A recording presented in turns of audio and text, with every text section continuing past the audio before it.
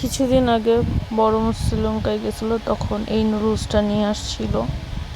তো এটা বললো আমার বড় বোন কীরকম জানি রুটি টাইপের জিনিসটা খাইতে লাগে, নুডলসের মতনই করার টাইমে, বাট খাইতে লাগে ওরকম। পরে দেখে আমি উল্টা ধরে দেখাচ্ছি। তারপর সে বললো এটা মাংস টাংস সব কিছু দিয়ে রান্না করতে হবে, আর এটার ঝালের সস দেওয়া আছে। বাট আমার বাসাতে আমি ছাড়া আমার 2 বোনের মধ্যে একজনও ঝাল খায় না।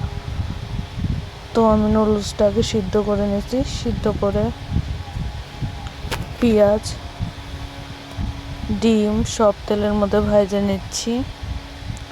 তারপর হয়েছে মাংস, এগুলো সব এক ভাইজা নিচ্ছি।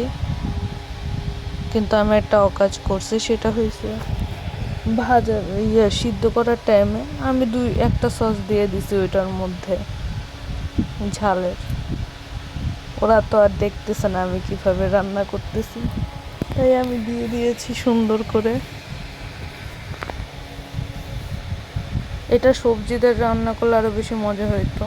পরে আমি অরিগানো একটু দিয়ে দিলাম, গোলমরিচ গুঁড়া দিলাম। আমি নুডলসটা জল দিয়ে ধুয়ে রাখছি যাতে হয়েছে ছাড়া ছাড়া থাকে।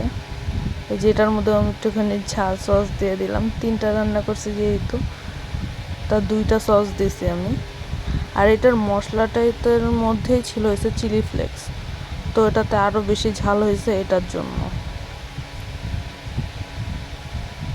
পরে এই যে আমার ছোটো বোন খেয়ে বলল ঝাল হয়েছে, বাট অনেক মজার নুডলসটা। আর কীরকম জানি আসলে রুটি রুটি টাইপ লাগে। সবাই ট্রাই করেন। Thank you.